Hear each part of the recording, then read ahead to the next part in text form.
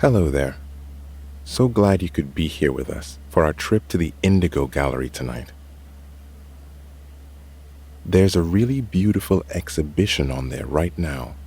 It's perfect for busy minds looking for a little space to slow down and gently come to rest. Before we go in, we like to start with a short wind down. Tonight's wind down is a breathing exercise. Breathing like this has been shown to trigger the rest and digest response in the body and brain. Sounds good, right? So when you're ready, let's begin. So first, get comfortable in your bed. Get your pillow, if you use one, how you like it. Now, just bringing the attention to the breath.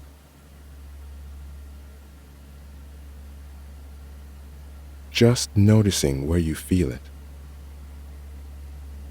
In the nose, throat, the chest, the diaphragm. You're nice and relaxed. We're going to be taking a deep breath in for 4, holding it for 4, and then breathing out for 6. So are you ready? Let's begin. In for 4, 2, 3, 4. Hold it for 4, 2, 3, 4. Now breathing out for 6, 2, 3, 4, 5, 6. In for 4, 2, 3, 4. Holding for 4, 2, 3, 4. Out for 6, 2, 3, 4, 5, 6. In for 4, 2, 3, 4. Holding for 4, 2, 3, 4. Out for 6, 2, 3, 4, 5, 6. In for 4, 2, 3, 4. Holding for 4, 2, 3, 4. Out for 6, 2, 3, 4, 5, 6. Brilliant. Now, returning the breath to normal. Now you're feeling nice and relaxed. You're ready for our journey through the Indigo Gallery. This is going to be the perfect way to wind down after your day. For a start, there are none of the usual crowds gathering around in groups to see the works of art you've come to see. The gallery is completely empty. There's only us here. The space has been opened late, especially for us. It's so nice and calming to be inside these large, airy rooms, which have been made available just for us to walk through. There's also something else very special about what we're going to see. All the artworks in this exhibition exist in the same color, the color blue. This is going to be a real treat for your senses.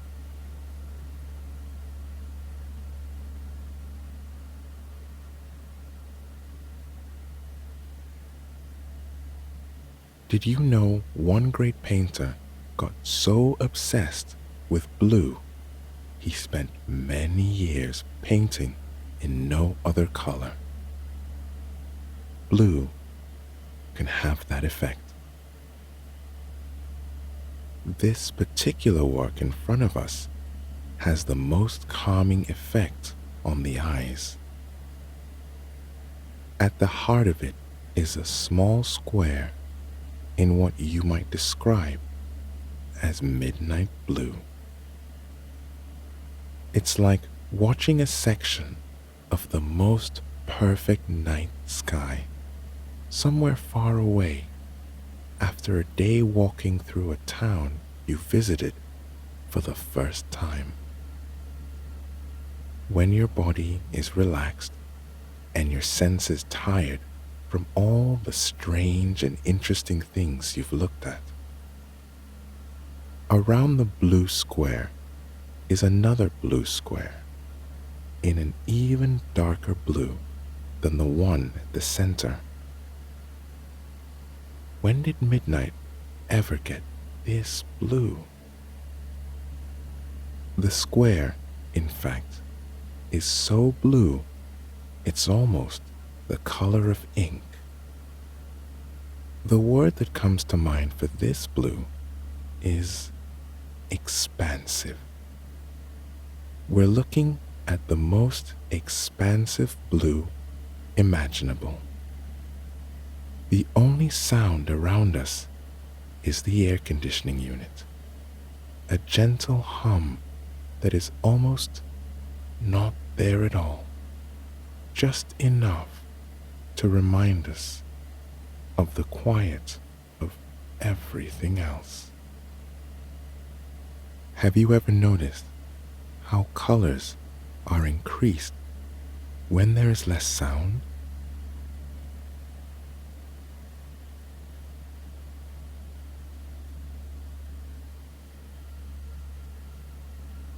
In this exhibition, shapes seem to be changing even as you look at them. Here is a scene on a beach, painted over 100 years ago.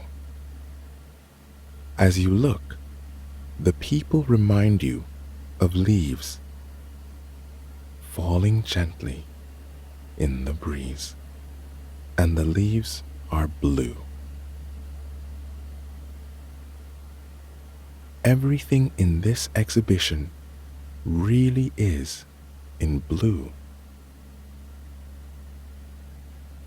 But then, blue is such a calming color, so why not stay with it for a while? The people that are now leaves are turning to water in the painting.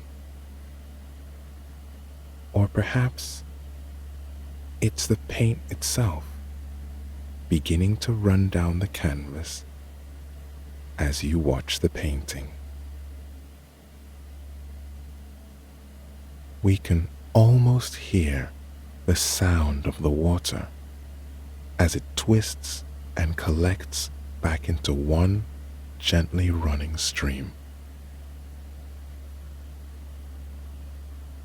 When we take a step back for a better look, the pattern resolves itself into a tree that was in the picture all along. Whatever made you think it was a beach?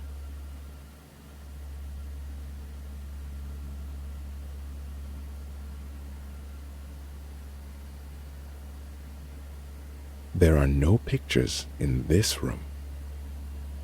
Above the gentle, soothing hum of the air conditioner, a calming voice is speaking the names of specific tints of blue. After each name, the speaker leaves a pause, as if inviting you to repeat the words in your head. As you're lying back now, moving deeper in this journey through the exhibition, try repeating the names of these blues in your head. Sky blue, periwinkle, powder blue, ice blue, morning blue, medium blue, Egyptian blue, indigo, ultramarine, dark blue, dark blue, resolution blue, sapphire, liberty. That last blue sounds so soothing, the voice in the room says it again. Liberty.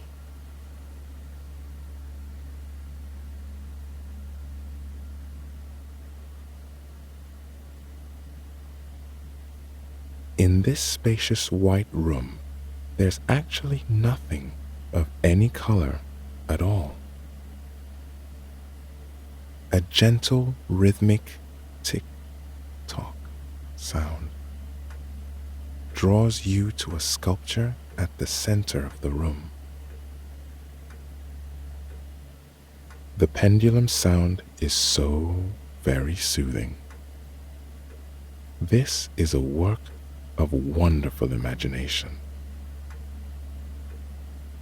The pendulum is very similar to those on grandfather clocks. At the top is a wooden box from which you might expect a cuckoo to appear. After every 10 or so ticks of the pendulum, the box opens, and there isn't a bird in there at all, but a bowl of water.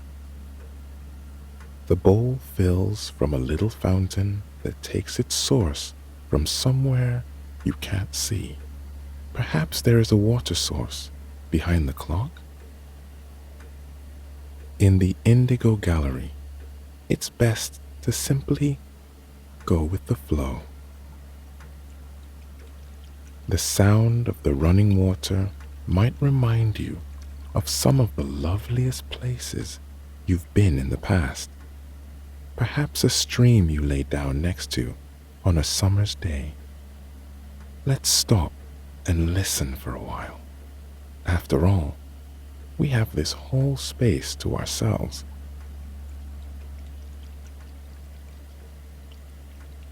As you listen, you realize that the third sound in the room is just as relaxing, the gentle hum of the air conditioner. This is a wonderful soundscape.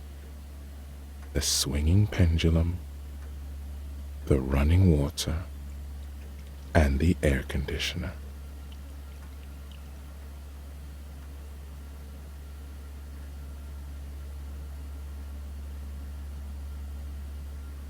Have you ever noticed before how some things are made more blue by the white that surrounds them? This is certainly the case here in this room that is filled with cloud formations. It's hard to know exactly how the artist has achieved this, but by now we're so lost in this new world of billowing whiteness, it's probably best just to immerse ourselves in it, to become part of the clouds. As we move through the room, the thinner clouds pass over our heads as a fuller, pillow-like cumulus surrounds us. Being inside a cloud is pretty much as you'd expect. Calm, silent, and very soft. Clouds have a slight taste to them too, somewhere between rain and cotton candy. Can you taste the clouds? On the other side of the clouds, the gulls are soaring as if heading to a nearby sea. If we listen closely enough, we can hear the sound of a lapping ocean. The cloud passes over us as we realize we've arrived inside sky blue. We're actually inside the color itself. How wonderful this is. Are we floating? Maybe the gulls are taking us with them through the exhibition to the sea? How did we get to feel so buoyant with all the weights falling from us through this blue room? If there weren't so many other things to see in this exhibition, we could quite happily stay here forever.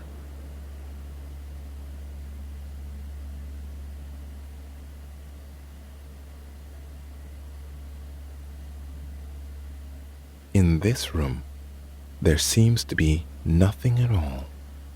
No artworks on the walls or sculpture at the center of it. In the middle of the room is a table, and on it are some very small and beautiful books. The texture of the paper is very smooth, and you see how they've been put together by hand with great love and care. You open the first book to find there are only very few words on each page, each of them printed in light blue ink. You read the first pages, seeing that each set of words are set across from each other on the page, mirroring each other, gently waiting gently. You turn the page and it reads, Blue light, light blue. You open the next book, which is a different kind of book altogether, one that gives instructions on how to make blue. What's strange about these recipes for blue is that no paints of any kind are needed. In fact, these recipes for blue are made from simply adding together a number of things that are already blue. To make blue, you will need a color wheel of blue things, the book says. A blue can be made from adding any two blue things together. For a deep blue, add together a blue beach ball and a wet elephant. If you want to lighten the tint, feel free to add some blueberries.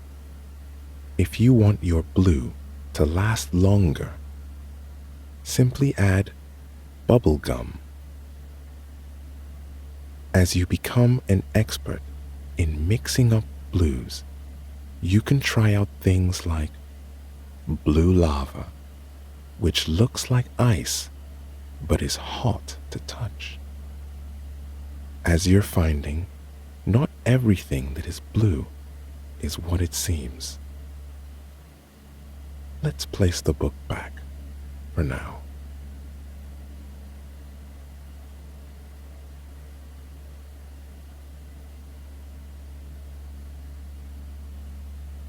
We are entering a long white room with nothing on the walls. As we walk forward, we realize that there's another room next to this one, then another room after that. The room we've walked into is, in fact, 3 rooms. As we walk into the middle room, a light comes on. The color of the light would probably best be described as azure blue, but maybe we want to call it azure. Azure is a nice word to say, and this is a nice excuse to say it. Or perhaps, after all, the color is lapis lazuli, the color of a gemstone. Being inside the light gives a feeling of buoyancy, of being lifted from the everyday weight of things. The room to your right has its own kind of light, like a field of cornflowers. Let's imagine walking through the field of cornflowers until you're so tired you just want to lie down on a soft bed of flowers.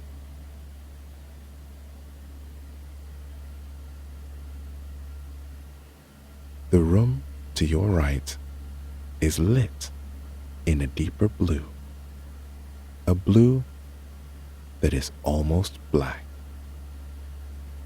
This must be the midnight blue room.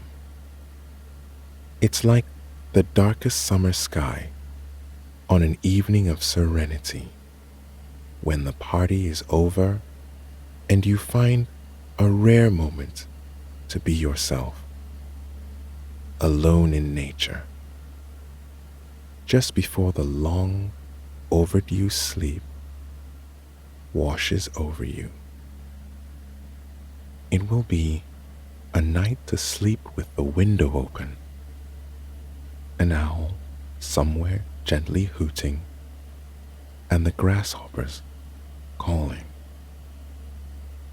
A night when, after all the blue artworks you've seen, you fall asleep, dreaming of the sea.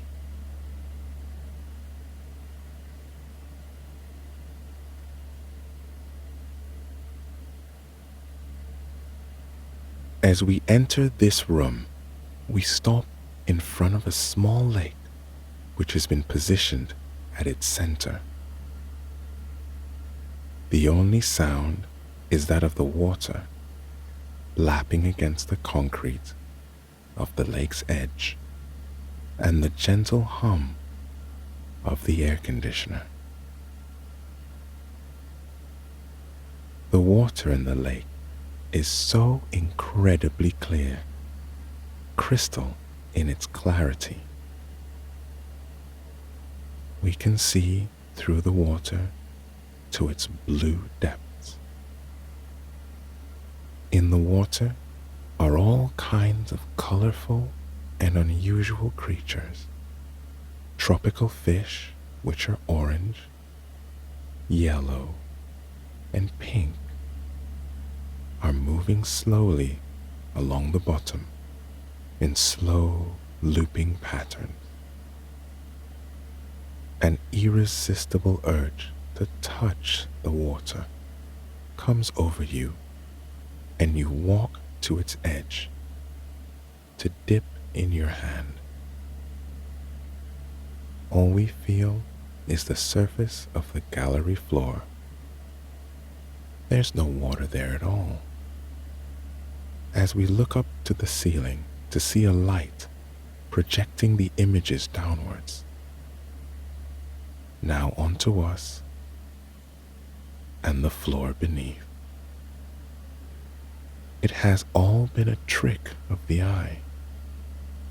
How can an illusion bring such serenity and calm?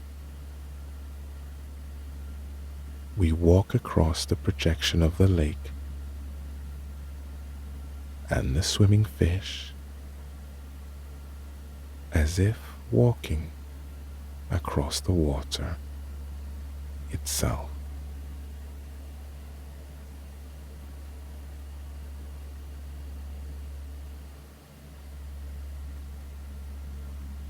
Our visit through the Indigo Gallery is coming to an end. Our senses are tired after such a rich and stimulating experience. It's fine now to give in to the urge to just lie still and rest, letting the colors and shapes we've seen run through our minds again. The blue pictures, the clock sculpture, the clouds, the little books and the light room might all appear like a dream, but they were all made by artists for our pleasure. Should we make a date to come here again? Until then, just let the ripple effect of all those different words for blue run through your mind. Sky blue, deep blue, midnight blue, indigo, duck blue, dark blue, sapphire, morning blue, medium blue, Egyptian blue, ultramarine, resolution blue, liberty.